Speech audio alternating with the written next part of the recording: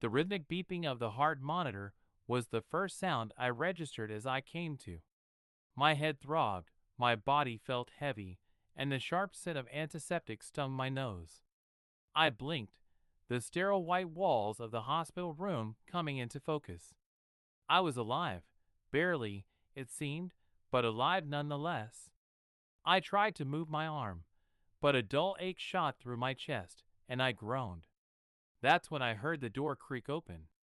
At first, I thought it was a nurse. But as the footsteps approached, slow and hesitant, I turned my head to see a man I didn't recognize. He was tall, with dark hair neatly combed back, and an expression caught somewhere between shock and disbelief. He stopped at the foot of my bed, his face pale as he stared at me. "Cillian?" he said, his voice a mixture of relief and confusion. The name sounded foreign on his tongue, too familiar for someone I'd never met. My heart rate spiked, the monitor betraying my growing unease. "Who are you?" I asked, my voice hoarse. His eyes widened, and he took a step back. "You're awake." "No kidding," I said, forcing myself upright despite the pain. "Who the hell are you?" He hesitated, glancing at the door, as if contemplating an escape. I'm Colin," he finally said, his voice faltering. "I didn't think you'd make it." "Make it?" I repeated, the words tumbling through my mind like loose marbles. Then it clicked. The accident, the screech of tires, the crunch of metal, and the blinding pain before everything went dark. "You were there?" I asked, my anger simmering beneath the surface.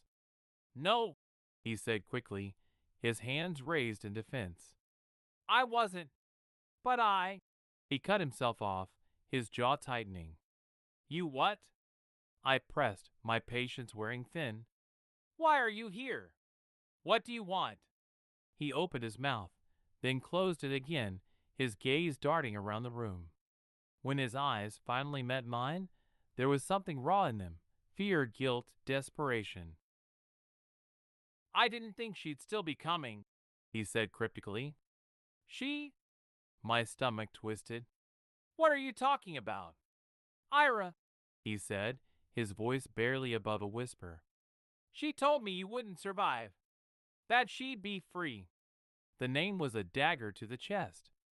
Eira. My Eira. The woman who had been at my bedside every time I drifted in and out of consciousness. The woman who swore she'd never leave me, no matter what. I stared at him, my mind reeling. "What do you mean, free?" Colin looked like he wanted to disappear. "I thought she told you," he muttered. "About us." The air seemed to leave the room. "Us?" I repeated, the word tasting like ash in my mouth. Colin nodded, his expression equal parts shame and defiance. "We've been seeing each other 4 months.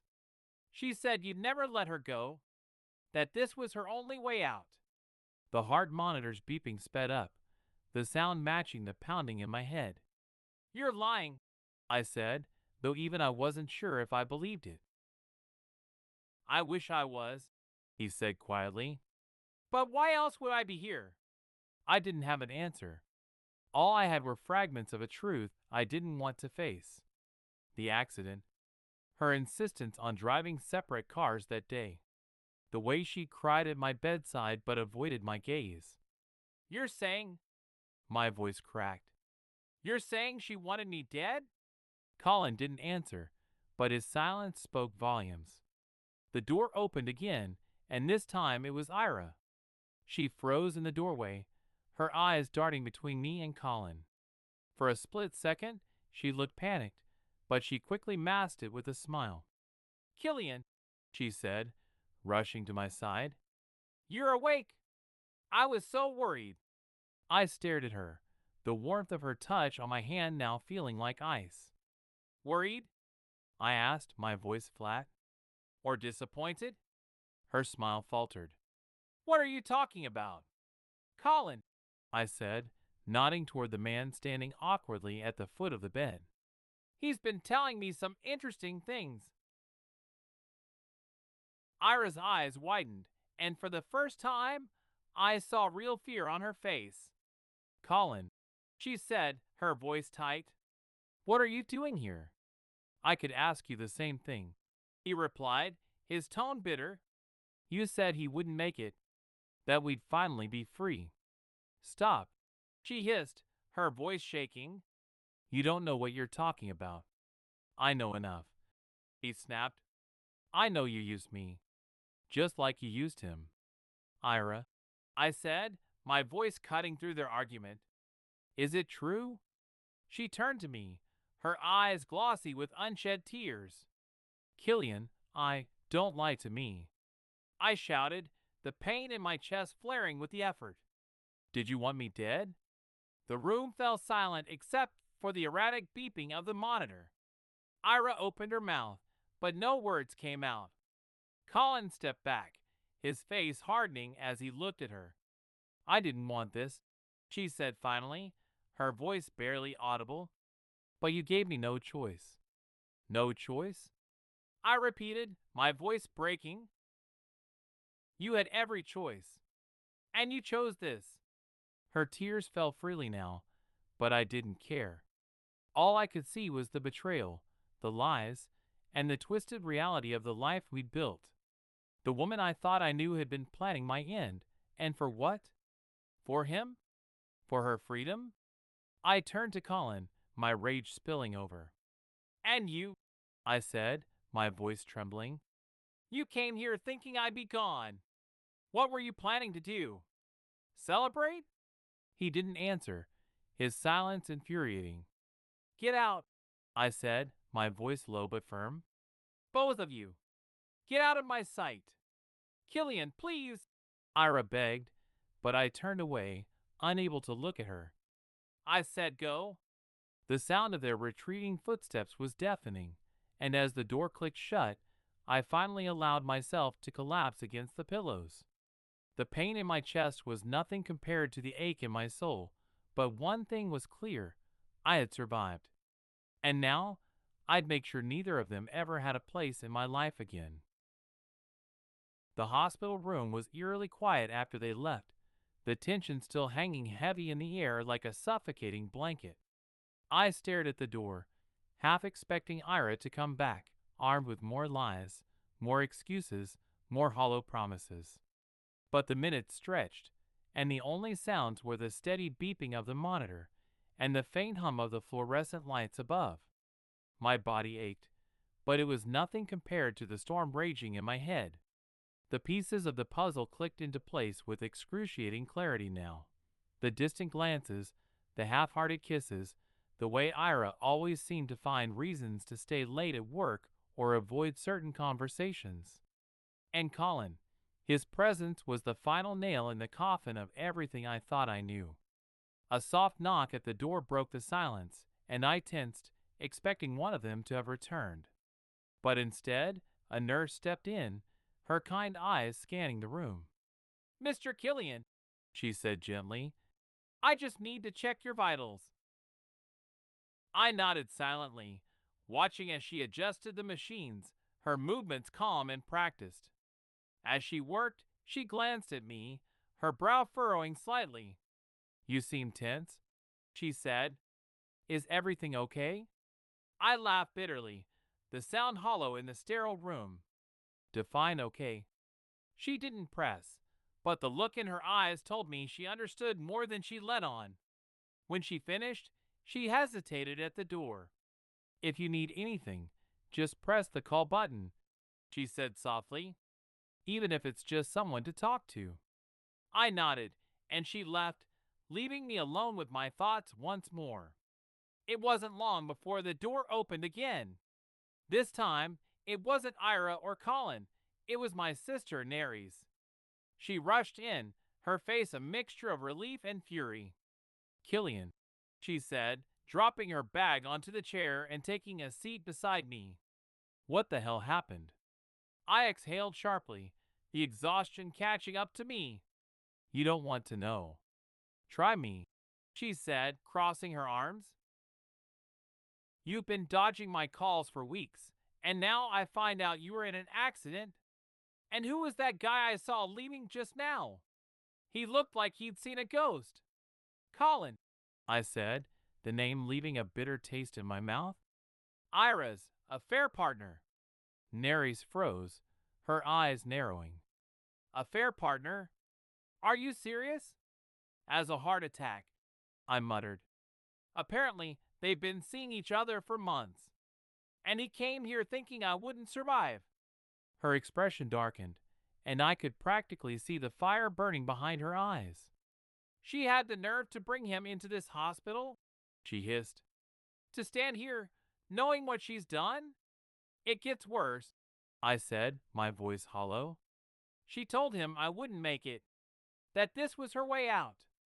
Nerys stared at me, her mouth opening and closing as if she couldn't find the words. Finally, she stood abruptly, pacing the small room like a caged animal. I'm going to kill her, she said, her voice shaking with rage. I swear to God, Cillian, she doesn't get to do this to you. She already has, I said quietly. Nerys stopped, turning to face me. No, she said firmly. She doesn't get the last word. Not after everything she's done. I looked at her, the determination in her eyes both comforting and overwhelming. What do you mean?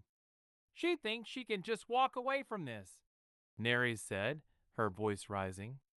Like you're some stepping stone she can use and discard. But we're not letting her get away with it.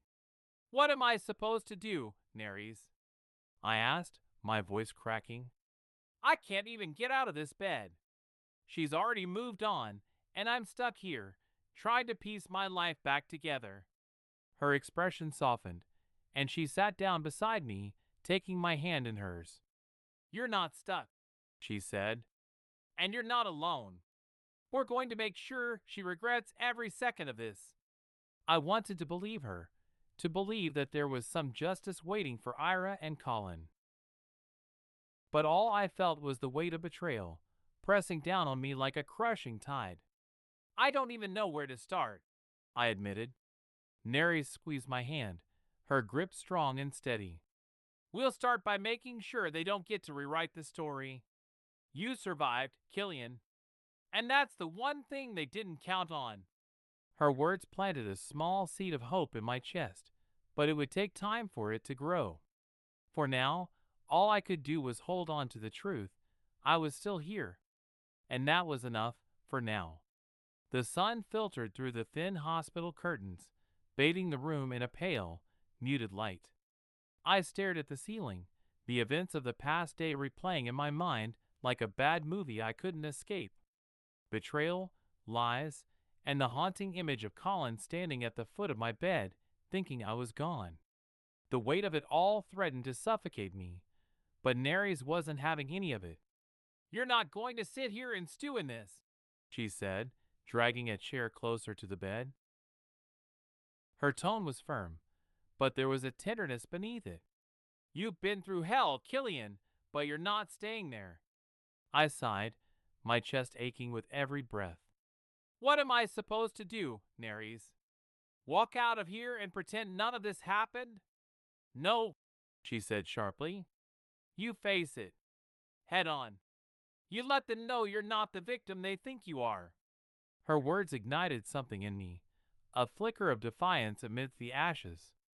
But before I could respond, there was another knock at the door. My heart clenched, and Nerys shot me a look. Stay here, she said, standing and making her way to the door. She opened it just enough to see who was there, her body stiffening like a guard dog protecting its territory. What do you want? She snapped, her voice icy. I came to see Cillian, came Eira's voice, soft and hesitant. Please, Nerys. I just need to talk to him. You've got some nerve showing up here, Nerys said, her tone dripping with venom. After everything you've done? You're lucky I don't throw you out of here myself. Let her in, I said quietly, surprising even myself. Nerys hesitated, but I nodded, and she reluctantly stepped aside. Ira walked in slowly, her hands clasped in front of her like a penitent sinner approaching confession. She looked like a mess, her hair disheveled, her makeup smudged, but I wasn't in the mood to feel sympathy. Not now. "Cillian," she started, her voice trembling. "I save it," I said, cutting her off. "If you're here to spin another lie or blame me for what happened, don't bother." Her eyes filled with tears, but I wasn't moved. "I'm not here to lie," she said. I need you to know that I never wanted this." "Didn't you?"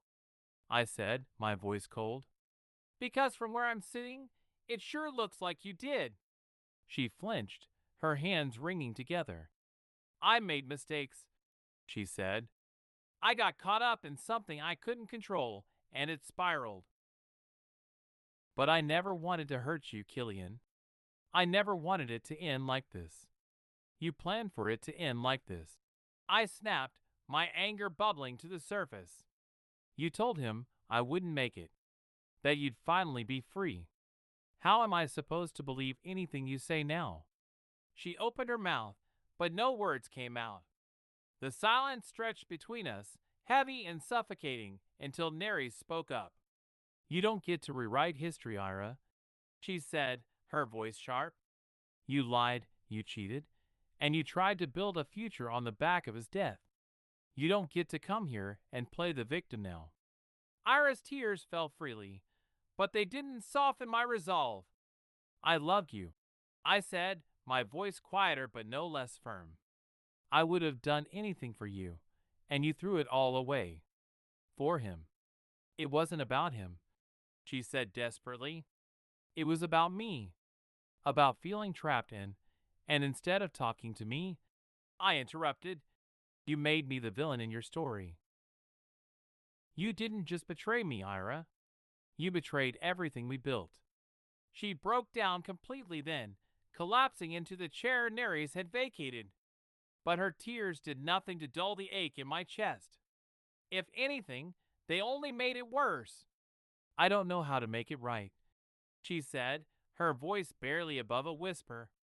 "You can't," I replied, "and I don't want you to try." Her head shot up, her eyes wide with panic. "What are you saying?" "I'm saying we're done," I said, the finality of the words settling over me like a weight lifted. "There's no coming back from this, Eira. You made sure of that." She tried to argue, but I held up a hand, silencing her. "I want you to leave," I said. "For good.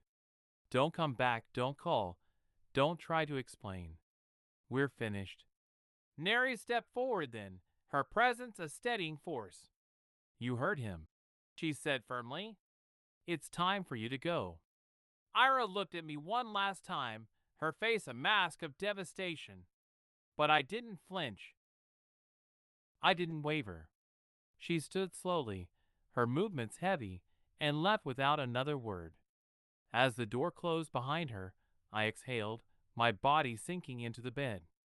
Nerys sat beside me, her hand resting on mine. "You did the right thing," she said softly. "I know," I replied, my voice weary but resolute. "It doesn't make it any easier." "No," she agreed, "but it's the first step." The room fell silent again, but this time it felt different. Lighter, as if the air itself had shifted, making room for something new. For the first time in what felt like forever, I allowed myself to breathe. And in that breath, I found the strength to move forward.